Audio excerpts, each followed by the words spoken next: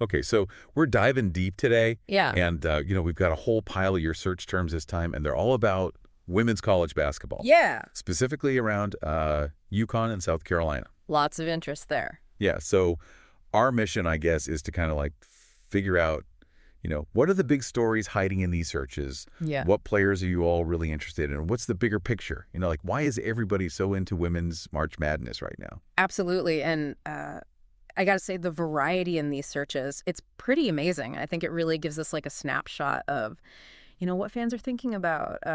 You've got folks trying to predict who's going to win certain games. Others are really digging into the backgrounds of these players. And then there's a whole bunch of you looking back at, championships and all that history. It's a really interesting mix. Yeah, it is. And I mean, one thing just jumps out right away.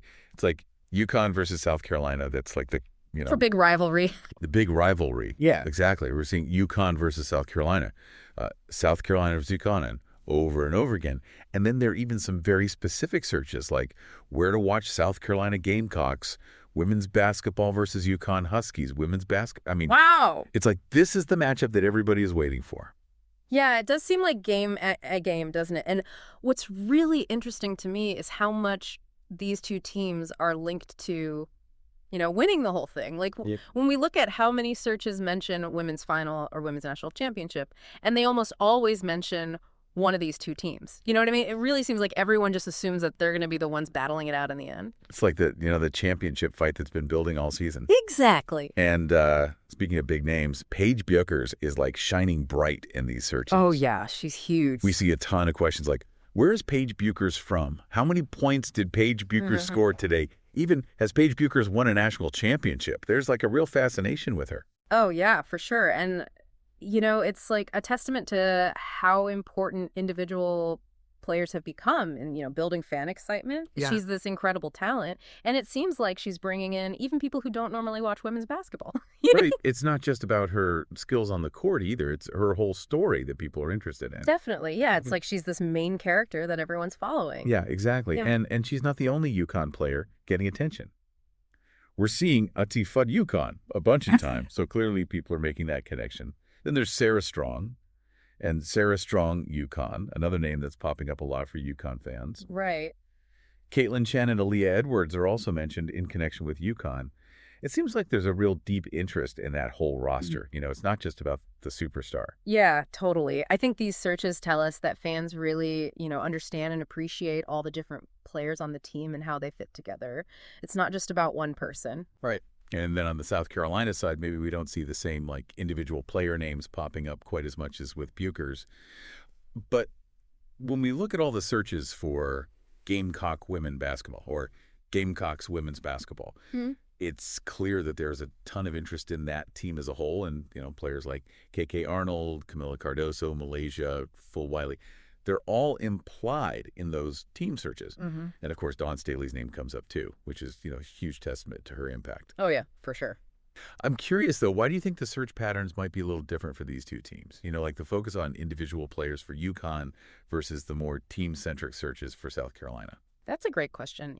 Maybe it has something to do with the different ways these teams are, playing, or maybe even the way the media talks about them. South Carolina has been so successful under Coach Staley. Maybe that makes people focus more on the whole team, the collective effort. And then with UConn, maybe Bueckers' journey and her return from injury, that's a really strong story. And maybe that's driving all the individual searches. Right. That makes sense. But yeah, I think it's really interesting that both of these teams are clearly generating so much excitement. Yeah, for sure. And then, shifting gears a little bit, a lot of these searches are all about the tournament itself. We're seeing NCAA Women's Championship, NCAA Women's Final Four, NCAA Basketball Tournament, and, of course, all the variations of Women's March Madness. It's like people really invested in the whole experience. Yeah, totally. And I think that makes sense when you think about it. March Madness is this huge event. It's when even people who don't usually watch college basketball tune in, and these searches are reflecting that, the drama and the excitement of the tournament. It's like the peak of the whole season.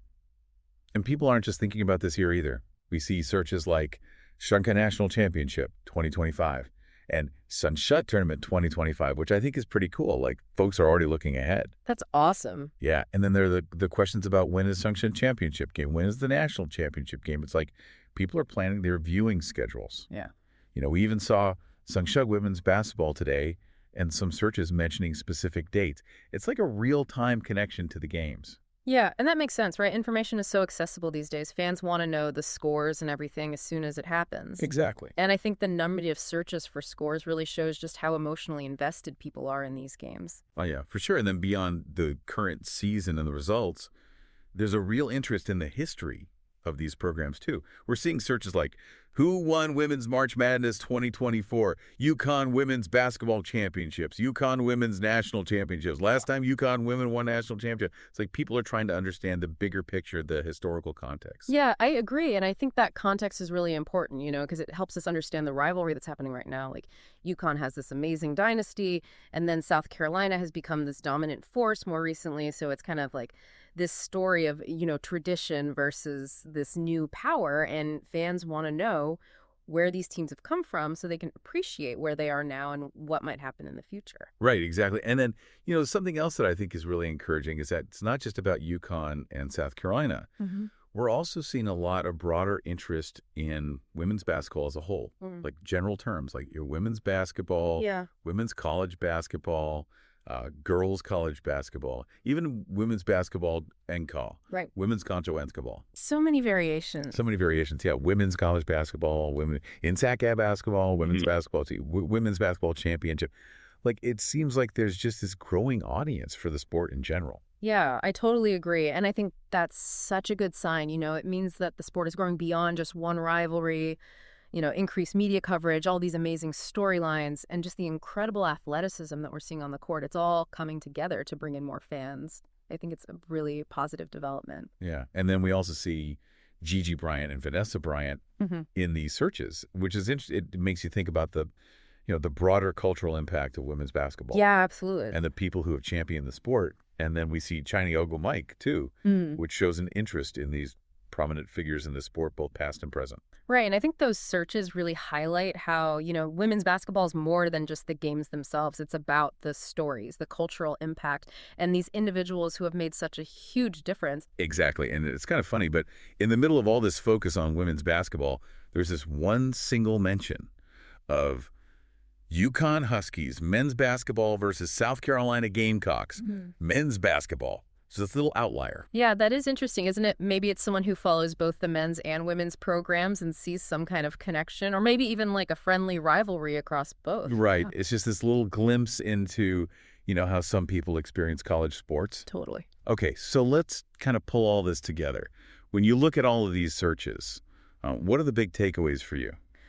Well, the main thing is definitely the rivalry between UConn and South Carolina. It's clearly captivating a lot of people's attention, and driving a huge amount of these searches and then fueling that rivalry are these incredible players, especially Paige Bueckers, who's clearly a fan favorite. Yeah, and the NCAA tournament is like the stage for all of this. People aren't just watching the regular season games. They're following these teams through March Madness, checking the schedules, finding out how to watch the games, and, just obsessively checking the scores. Absolutely. And then beneath all the excitement is this deep respect for the history of these programs. Fans are looking back at past championships and the legacies that UConn and South Carolina have built. And that gives, this extra layer of meaning to their games today. Right. And I think maybe the most encouraging thing is that this isn't just about two teams. It's about the growth of women's college basketball in general. It seems like there's a whole new wave of fans who are discovering the sport. And, that's really exciting. Totally. And all the different ways people are searching for information about women's basketball, that tells me that the audience is becoming more knowledgeable and more enthusiastic. And that's just fantastic for the future of the sport.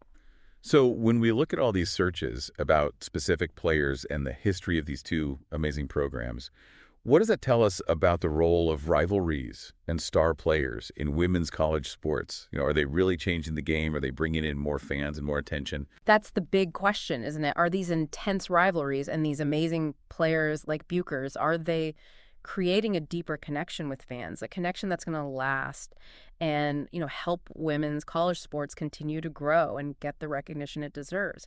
It definitely feels like we're seeing a real shift in how fans are experiencing women's basketball. And I think the focus on individual players and the excitement of these rivalries, it could be a really powerful force for the sport moving forward. Yeah, definitely some interesting things to think about. Thanks for diving deep with us. My pleasure. And we'll catch you next time on The Deep Dive.